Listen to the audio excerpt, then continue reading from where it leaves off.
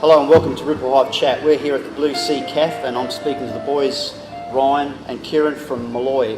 Guys, you have released an EP and how's that going? Great. The response has been really good. It's the second thing we've recorded since we became a band, and we've been really amazed at the response to this single. It's really blown us away. The single is 2 tracks that I wrote as a bit of an experiment for the band. I didn't feel that these 2 songs particularly warranted being on an album for Molloy. They were a little out of the box. And we had an opportunity to work with a local producer who was really excited about recording us, and we were more than happy to let him. And it turned out really great. We weren't sure what it was going to sound like, but we were really happy with the result, and so therefore I've decided to really promote this as something that people will enjoy, I think. Now you're very different from a lot of other Adelaide bands or bands on a national scale. You just do music. There's no singing. Yeah. Tell us a bit about that. So the Molloy's entirely instrumental. We don't have a vocalist. It's very, I suppose you could describe it as almost cinematic in its concept. It's very textural at times, very percussive at times. It really asks the listener to kind of draw on their own experience as to how they interpret the music. I think that's why we get a really wide range of commentary once we play a show. I'm always amazed at what people are thinking when they hear the music. But yeah, essentially, I don't know if it was a conscious decision to do it that way. I certainly can't sing, and as the person that writes most of the music, I can't imagine myself writing lyrics and vocal melodies. And touching on that, Ryan, you writing the music, it's again very different from most bands, as the fact that you're writing literally note for note what each person in your band's supposed to be playing. Yeah. That must be difficult. Yeah, it is. When Molloy started, I'd recently got back from living in the United States for about 2 years. Yep.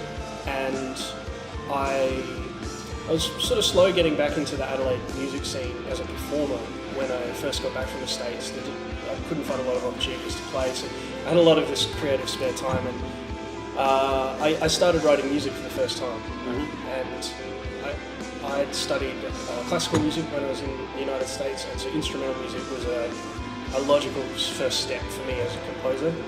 And I ended up writing maybe 8 or 9 fairly long tunes, and when I got the confidence to share that music with friends of mine, the response was great, and a lot of the musicians that I shared it with really expressed an interest in playing. So the fact that the music was entirely written by me really just coincides with how the band started, is that the music was already written, it was ready to go, I'd produced it as recordings, and it was just a matter of finding a group of musicians who could play it, and then that was pretty much what the first EP consists of, and these 2 new songs as well.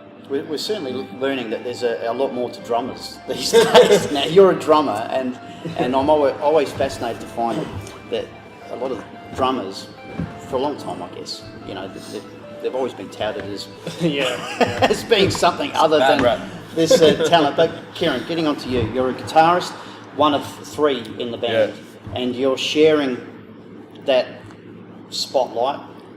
Yeah, well, how does that work? We just sort of, it's not really a spotlight as such. We just sort of move sort of to the front of the music and then sort of back as needed, just depending on what's going on. And we all share melody lines and rhythm sections and all that sort of stuff. And Ryan sort of has a good idea of what our strengths and weaknesses are, and sort of say, the more we go as a band as well, the more the sort of Ryan's tailoring his writing to to us, and we it's great. The other guys, there's no sort of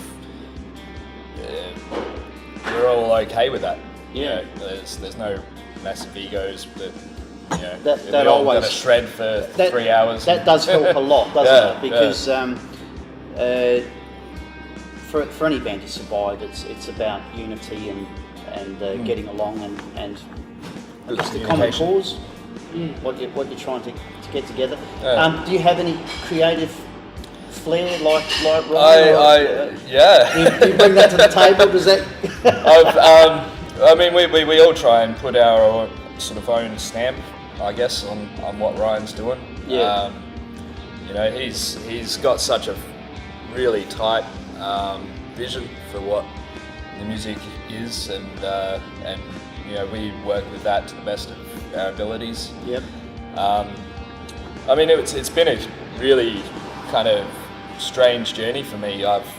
It's the way we rehearse and stuff. It's more like an orchestra, and I haven't done any of that before. You know, it's more of, I've just been a sort of hard rocker, you know, just sort of thrash it out, ready to go. But this has challenged me in a whole different way. Which is always good as a musician, I guess, isn't it? Because fantastic. that's what you look for, is to be pushed. And if Ryan's doing that, that's all the better for you too. It's been awesome. Now, guys, regarding your EP and it being launched on Bandcamp, so if you get on Bandcamp, look up Molloy and buy their music. But touring, any tour dates or any thoughts on what's happening as a band? There's definitely a number of gigs lined up for the remainder of the year. Yep. All in Adelaide. We have a festival date booked. We will be looking at launching the single in the coming weeks. We're in discussions about a single launch for that, and there's talks of another gig in November. So there's definitely shows for that. I think that touring will hold off until there's a full-length album available for people to listen to and buy. That material is all written. We actually have probably more than an album's worth of material. Yeah. It's easy to do when the songs are 8 minutes long. But yeah, there's definitely an album's worth of material available, and it's really our goal at the moment is to get that recorded as soon as possible and get that released. And once that happens, I think we're definitely keen to travel. Let's talk about influences. As a band, what sort of influences do you draw on? Do you draw on any? Yeah, I think as a composer, I've drawn a lot. Sometimes people are probably surprised to find out where some of the ideas come from. I think when you're writing music, you can be inspired by a sound. It doesn't have to be music that necessarily sounds like the music you're trying to create, but it could just be a guitar tone you like, or the way someone plays a keyboard line or something like that. So it's not even just instrumental music. I through studying, listened to a lot of jazz and a lot of classical music, both modern classical and traditional types of music. As someone who plays in bands, I play blues and 50s surf music and hardcore metal. It's really a wide range. I love music as a whole, not really any particular thing. So on the first record, the last track, the End But One, the melody is completely stolen from Zarathustra. That Strauss, I can't remember, but from the 2001: A Space Odyssey film. Okay, yes. If you have a listen to it, it's I didn't know that. a total rip-off. But it just worked well over the drum groove that I used, which was an idea that was stolen from Gavin Harrison, who's Porcupine Tree's drummer. So that's an idea of where the ideas come from. Yeah. If I was going to catalogue it, every idea that appears in a Molloy tune, it would be a pretty weird compilation of music. But I think that's the great thing about music, is it inspires you in the strangest ways. Something that you might profess to, if you're really into heavy metal and you profess not to listen to anything but that, but suddenly you listen to Eric Clapton's guitar tone and it just, you could use that in there. That could influence you. So I think it's just about being open-minded. Otherwise, you just end up sounding something derivative, I suppose.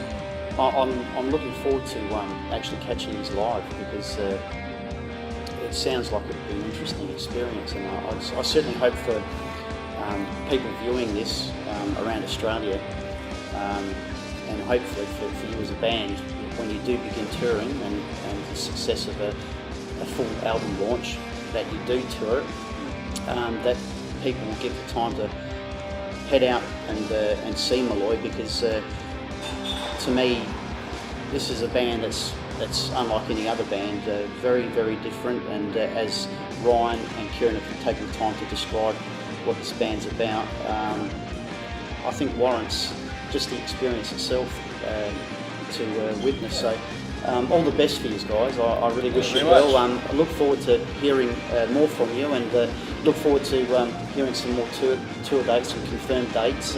Keep us posted, because we'll be more than happy to promote your tour, whether it be just in Adelaide, whether it be Australia-wide. So all the best, guys. Thanks very much. Thanks a lot. Right, cheers. Thank you.